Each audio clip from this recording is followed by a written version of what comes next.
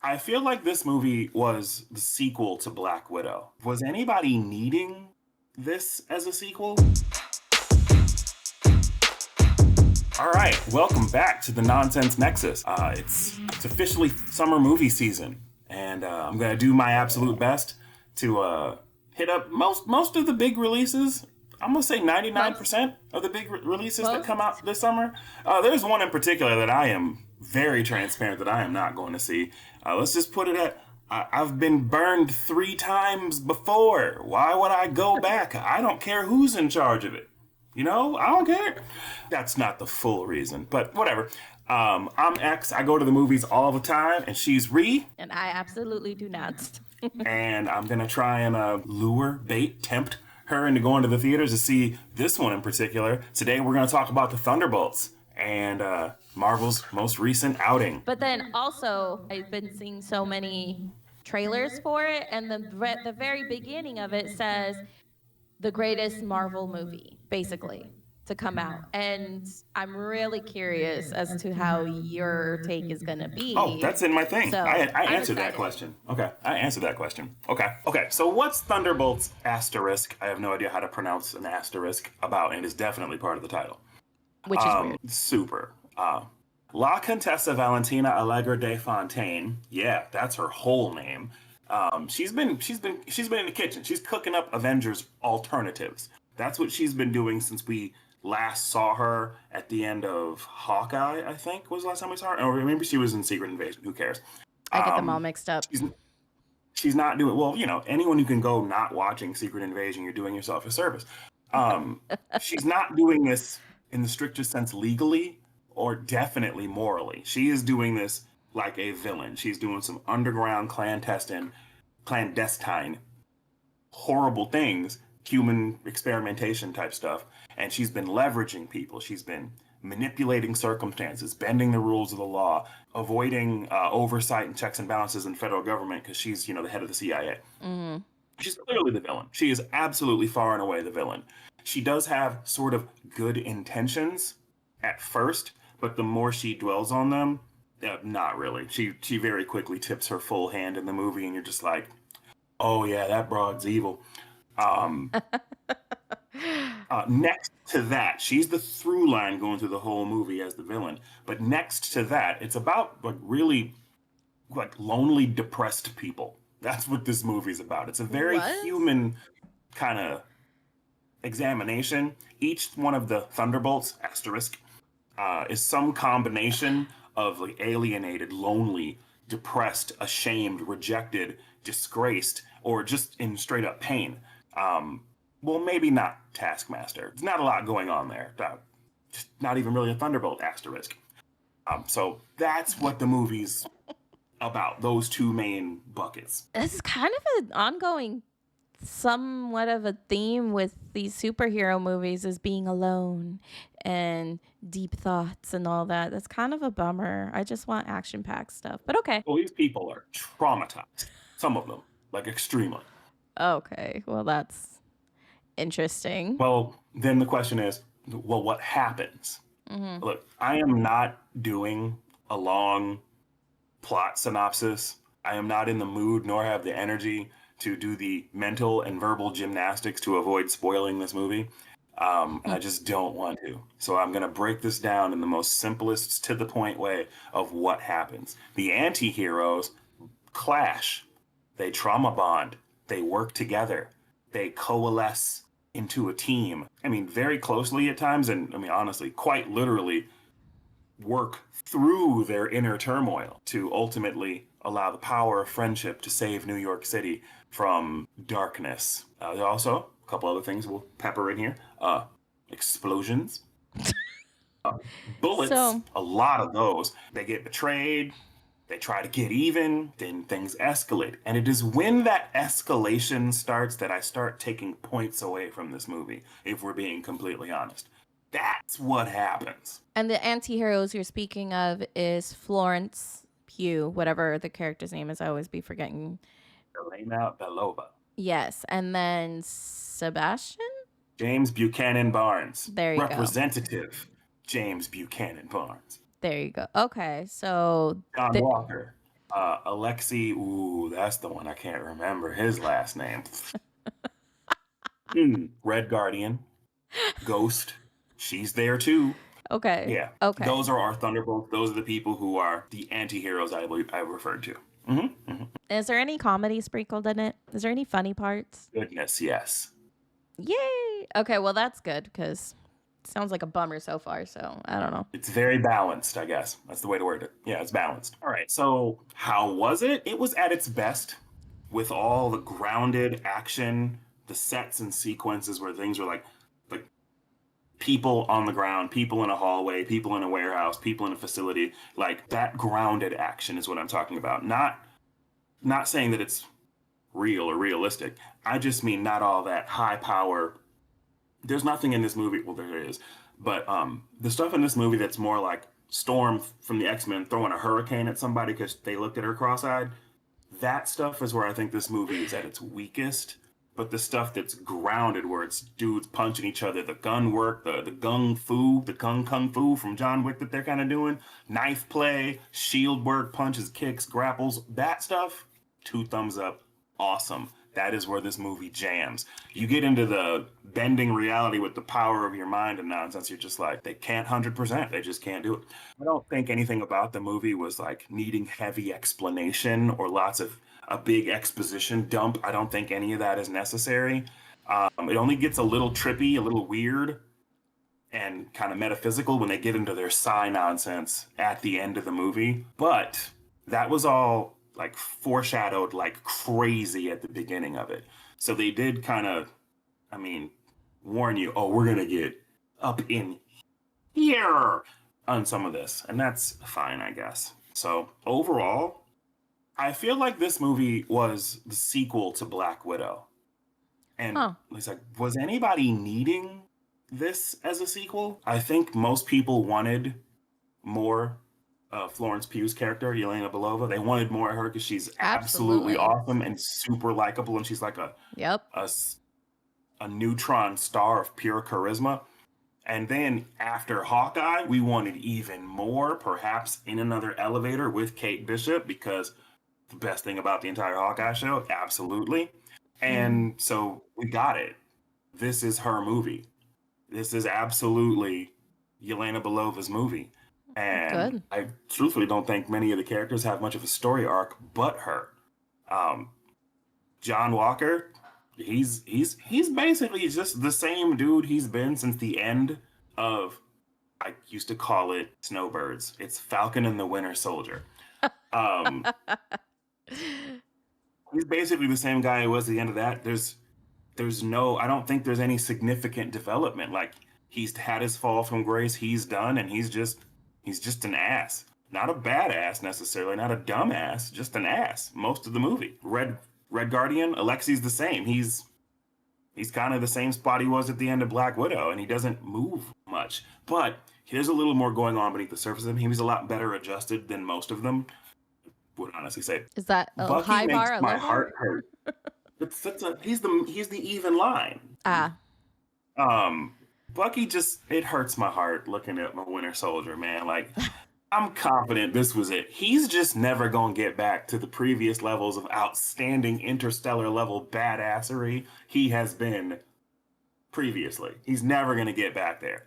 Like damn. like when he was fighting Captain America, you kind of hear him get like his channel his rage, and that's when he would like overpower Captain America, and he's about to in Civil War when he's gonna rip the arc reactor out of Tony's chest. When you hear him kind of rage up, that Bucky doesn't exist anymore. He does not have that inner rage to channel to do slightly more awesome stuff than he already does. So, from the sound of it, maybe they're saying that it's the best Marvel movie because whereas the typical like aliens are coming from space kind of stuff, like this is more of like an action film. Is that what you mean? The best parts of it, Oh, then it okay. departs from that. Um, Okay. Okay. I think it was good. I truly think it was good. It obviously not Winter Soldier good. So very few of them are. Um, This is more like Thor Part 1 good. Not Ragnarok, God knows not Love and Thunder, and not Dark World. Thor. Good. Good like Thor. Good like Thor. I don't consider it like a major return to form for like bringing Marvel back to like its phase one uh, superpowers. Nah, it's definitely a solid movie though. It's like a Tootsie Pop. I truthfully would say that this is the best analogy to a snack food I've ever made for a movie. This movie is like a Tootsie Pop. I straight up like the candy shell that is the main sucker. It's good flavor. It's good, nice. Then I have issues with that not chocolate Tootsie nonsense inside of that, where it's like, we finish with that?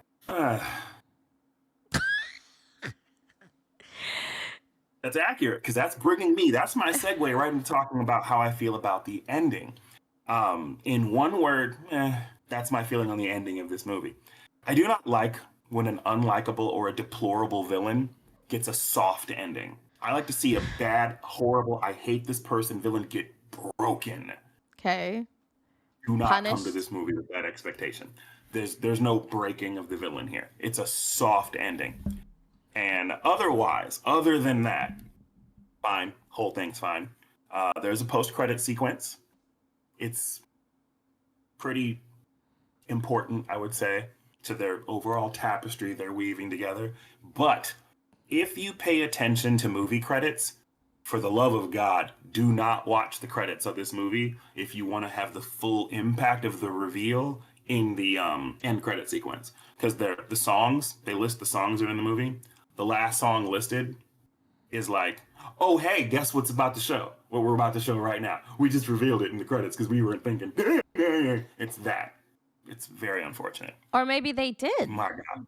Do you think it was on purpose? I don't know. I have waning faith in the overall competence of people over at Marvel Studios lately. So I mean, Who you and a knows? bunch of other people. So, right, it ain't just me. All right, so let's talk about performances. performance. I'm only really gonna focus on like the Thunderbolts. Flo and is our amazing. villain. I already know. Because like I said, Wendell Pierce, that's his name, right? Yeah, Wendell Pierce is in it. Like I said, Bunk from The Wire shows up, but like I think he just plays the same person in every show he's in. So it's just like he does his job. He does his job, no problem. Wyatt Russell. Wyatt Russell plays U.S. Agent John Walker. He didn't. I don't think the bar was set high for him. Like he showed up, he did his exact assignment, no problems. He just had to be an ass the whole time. Okay. It's just like, hey, just finish off what you were doing, what your character was turning into as you fell from grace in Falcon and Winter Soldier, and you're there. You're just in that spot the whole time. Like he's got his baggage. He's got his I'm a disgraced man. He's got trouble at home and the family. Doesn't matter. He's where he needs to be right here. He's not gonna move from this spot. He's functional, but flawed, and he shoots that off the rip just straight up. Like, yeah, I know 67 of them dudes. I've known them since high school. That dude is that dude, and he does it. That's Um, so vague. I mean, they don't have super soldier serum. David Harbour, standout, like almost snatching the scene in any scene he's in. The reason I can't say that he does that is because he's in a lot of scenes with Florence Pugh. This dude, he makes you laugh. He is your chief vehicle for comic relief and the ha-has, and it's not that he says he says some truly cheesy stuff, but it's mostly his delivery that's just like hitting you with the humor from cool angles. And it's like, oh, this dude's alive, and he does lighten up every scene he's in. He brings energy. It's good. He is that guy. Lewis Pullman, and Julia Louis-Dreyfus. Love her. These two are clocked in. I do think they showed up to work and said, "Is it go time? It's go time." They're doing the hell out of their jobs. The thing I would kind of caveat is Lewis Pullman plays Bob Reynolds. He just got a lot of type of work to have to do. Like the character he got, most of what he's doing is just like, okay, I guess this is just how he is. He didn't write the character. He's just portraying it. So he does a good job of making you believe like, oh, this dude is exactly as confused and out of place as he is. So he does that pretty well. But playing Allegra, playing Valentina Allegra, Julia Dreyfus, she's on. Like she took all that energy from Veep and then just dipped it in the darkness and shows up with it. And it's like, yep, I can very, very easily see how she has stuff on her resume to do this and execute the way she does. Hannah John Kamen, is that how you say her last name? She's there, and I mean, Homegirl ain't got a lot to do, but she's there. I don't even think I know who that is. Did you see Ant-Man Part 3? No. Wait, was she in Ant-Man 2? Let me Sorry, she was in see. Ant-Man 2. Ant-Man 2. Ant-Man and the Wasp was the title of the movie. She was in that one. Oh, you know Part what? I 3 was didn't see Pantera. that. Okay. Oh, But I okay. know what you're That's talking why. about. That's the Yeah. only other time you'd have seen her. I think it was Okay. a choice to pull her back in. Like, okay. Then your boy Sebastian, he did get one scene where he got to almost be the Winter Soldier we've all grown to love and think is awesome, where he has like channels just the right amount of Terminator energy and just shows up. It's like, let me just do something ostensibly badass. He kind of gets that for a minute, but this new Bucky just ain't the same. He's all turning into a, I guess, a better, well-rounded human being. He does just seem tired of everything. Well, yeah, I imagine so after everything he's Like been through. there's fatigue here. Like I gotta save these people. I gotta blow up this convoy. I gotta shoot this guy. Like he seems tired all the time. So I mean, I guess he's what 150 years old at this point or something. I Like know okay, at this it point he's tracks. like, okay, check. Yep. Like that's what it seems Right. like. So that's coming through, and I guess that's part of the plan. That's part of the performance. Flo don't miss. She's so awesome. She don't. Florence Pugh is damn good at her job, and she she's gonna make you laugh. She has plenty of little moments where she does some funny things, has some funny offlines and reactions. Mm-hmm. She's going to make you cry. She has one scene that Kelly was sitting next to me and was just like, "Nah, it's a low bar." She cries at everything, but like this scene was just like, "Ooh, that'll hit." She's like, "Hang on, let me show y'all some emotion real quick. Something these Marvel movies don't normally get." Gut punch with some emotion. She Well, will fool around and make you feel feelings. didn't she do that in one of was it in another movie or one of the Disney freaking series ones? I can't remember. Didn't she do that like before? Hawkeye, yeah, she does that. That's Yeah. what she do. She gets in Okay. front of the camera and she emotes and she makes you feel things. She does that. She does it. There was this one scene though where she like it looked way too fake. It wasn't like What do her you mean? fault. It was just obviously a wire stunt thing. And like the problem with wire scenes is like we can tell watching the movie when the actor, the body is not responsible for supporting the weight of the body and just flinging them through an imaginary obstacle course. I was like, oh, I didn't like that. But to make up for it, she did jump off the tallest building in the world for real. She's been telling that story on the late night shows where it's like, yeah, I had to like get on them in the emails, like, let me do this. And they let her do it. She was like, oh crap, I gotta jump off this building for real. Yeah. And it was like, way to channel your inner Tom Cruise. That was like she was on, like I said, I think she said that Yeah, on but she Seth, jumped maybe off of on. it with like assistance, right? Like Oh goodness, yes. It's not like she I'm just like like said, "All right," yeah, and it was all. It's not like she did that. No, she like, but she really jumps off a building. They couldn't really get her or a stunt double for her. Like she's she's not a tall different. person. She's small, which is like She's she's gymnast small. sized anyway. I feel like they could have got gymnasts to do the flippity gibbets she needed to do for that one scene, and then just like built the scene around the real gymnastics. Is what I'm Uh, adding here. flippity Did The you flippity say? gibbets.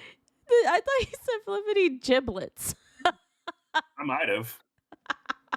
Oh, Anyways, but yeah, that's what I got to say about the performances. Everybody else was just like, he was in that movie. Oh, okay, cool. You didn't care. You didn't care. If it wasn't one of them people, you didn't care about him. Oh, maybe Valentina's assistant. She was there, but like she didn't move nobody. It was just, she was there. It was fine. In conclusion, Marvel needs more movies like this one. It does. It really, really does. That's okay. not necessarily. I mean, I don't want to take away this. Like I said, this movie's solidly good. And compared to what they've been churning out recently, both in series and in feature film, this seems like a giant when it's really just very tall.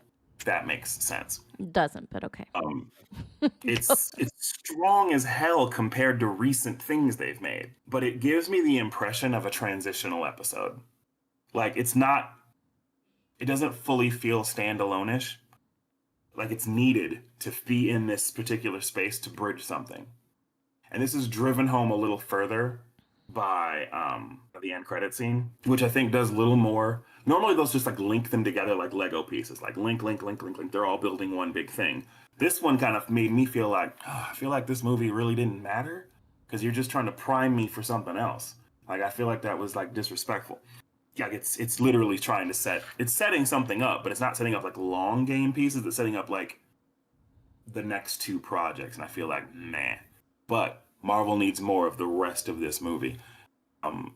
The more far out and wild they get with stuff like, oh, the crazy spaceman that can sneeze and create galaxies and opens a wormhole every time he yawns, the weaker their quality gets. That's like your Eternals, the Doctor Strange and Multiverse of Madness, and basically anything or multiverse or quantum realm related. Those are their weakest things when they get weird and get further and further away from the streets. And when they're in the streets, like in 2012, The Avengers, Iron Man, Winter Soldier, Black Panther, Civil War, one of my super favorites. When they stay grounded in Marvel grounded, that's where they're strong. That's where they do their best work. And that's their strong suit. And this movie kind of is the most recent dive back, like, ooh, let's just get back on the street. Well, we're good. I haven't watched the new Daredevil series yet, but Daredevil's super grounded. And I would imagine that that's got to be solid because that's where they do their best work. Though I have strong issues with Disney Plus in general right now, that is another video. So that's where I think this one is. I think it's in the vein of where they do their best work. So thank goodness it came out strong. So, do you think this is almost like, hey guys, we know we messed up a lot of things, so we're just going back to basics and doing that? Or it was just, this is what the movie's going to be? Somebody knows. It's like the interview wise, Kevin Feige already like blew the whistle. Like we got to course correct. We've been killing our brand, and I think someone who worked on this at a high executive producer level and the director got the assignment. So there's hope. We gotta. This would lead me, if I were capable of such a silly thing, to hope that things are gonna get better. Questions, concerns, afterthoughts. Okay, so I do have maybe an important question. And then I have a question that's not so important that you probably can't even answer.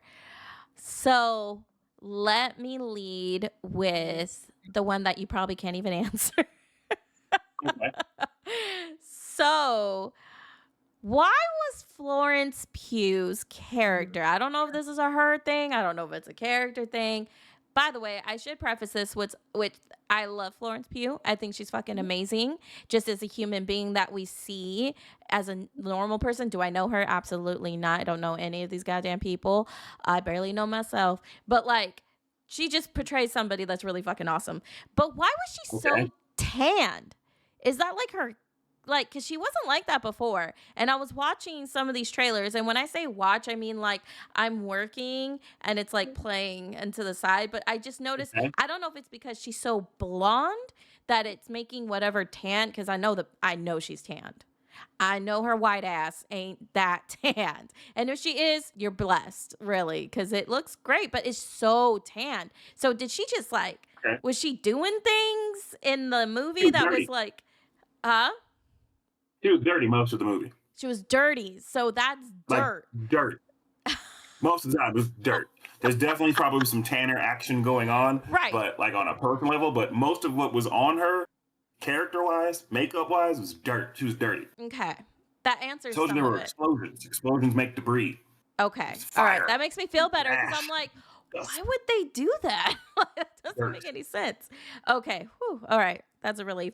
Also, it's a question that everybody always asks when it comes to these kind of movies. Like, since there's so many other movies prior to this, there's so many other series, whatever, series I on Disney Plus, do I have to watch any of these at all? Or are there certain ones that should be watched before watching it? And keep in mind, like, I have watched a lot, but I forget very easily.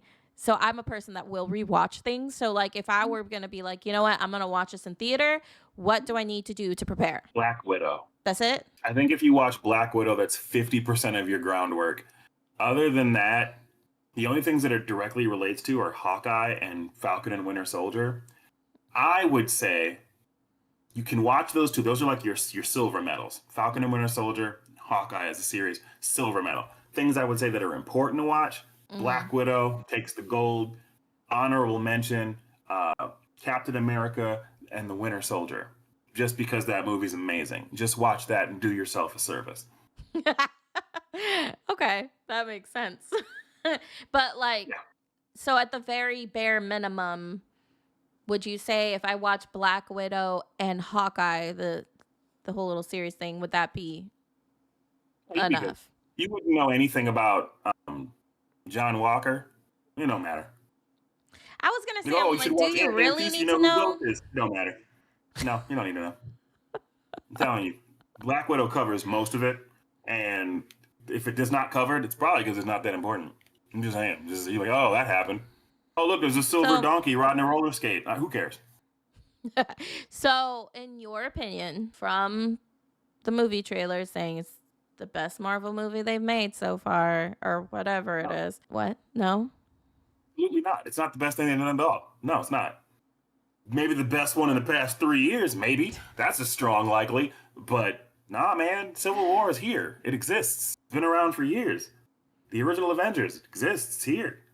Keep saying Winter Soldier. And it hurts because Bucky was there. And that was when Bucky was at his best. It was best Bucky. That was best blue ribbon Bucky. Big best blue ribbon Bucky. Damn. Not the BBR. He beat the snot out of Captain America. And Captain America's the dude.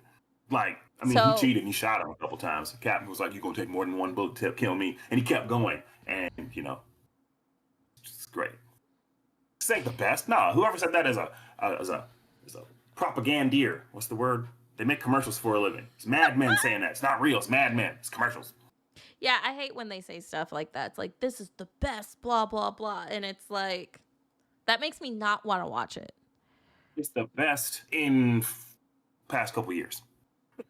And that's probably what they needed to do to get people ass in seats kind of situation. But they forget that, you know, Florence Pugh puts ass in seats. And like you said, I think my opinion, somebody that's not as engulfed in the world as you are, I feel like, I wanted to see more of her. My parting thought about the whole thing is just one little, this is the comic book nerd and continuity Marvel kid in me still.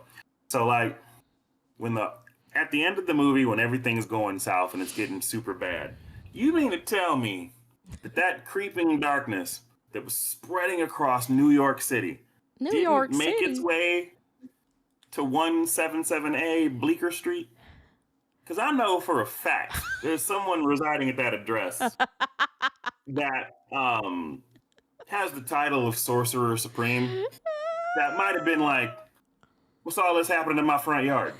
It's not really my purview, but like, you know, when Super Trouble shows up at super strong people's doors, they be like, what's all this?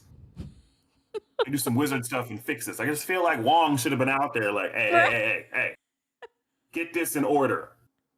I'm in here doing big things. Maybe he was busy doing something else. Then we need to show that. Where's Wong up to? I want to know. Where's Shang-Chi at? Like a quick 5-minute cut or a quick 20-second cut scene to be like, nope, not me today. Show me Wong reading a newspaper or a magazine or looking at his tablet playing Candy Crush, and then just like the darkness creeps in and he's just like, wizard, and it goes away and he's like, what the crap was that? And just manages, that would be what I would think would be cool. Continues to drink his tea. It just makes me ask those questions. Yeah. And I forgot, if somebody would please tell me in a comment, where is Nick Fury? Last time I checked, he was on a space station looking at Earth from orbit. I don't know. and he was decidedly not dead, New York turning into a giant sprawling darkness would show up on his radar too. Just forget these people exist. They did. I mean, I know it's a lot to juggle, but I don't care. Wouldn't it have been cool if they'd have showed She-Hulk turn into darkness? Just be like, hey, I know you didn't like it. And that'd be great. Which I still haven't seen, by the way. You ain't missing nothing. I might have persuaded. I might have got her to want to watch this one. That's a point on the board. I'm half a point. She's curious. She's dangerous. Now, if somebody would just take her or give her the option, like, hey, we're going to the show tonight. Do you want a free ticket? She'd be like, I guess. She's about there. That's half a point. I'm taking half a point for that. That's half exactly my answer. I guess. Yep, half a point. Half a point. That's a win. So I got 1 point for Dune Part 2, half a point for Thunderbolts. I did go see Deadpool though, but that was didn't personally. take persuasion. You were going to see that no matter what. Yeah, Which I can't claim that one. I can't claim that one. Which is now heavily tainted. So I'm still mad about that. But anyways. So we do appreciate your viewership. Thank you for watching the whole video and getting through our shenanigans. Feel free to disagree with me, except you cannot disagree with me. Florence Pugh puts it down. There's no way you can't say otherwise. There's just no way. Like, what's your metric?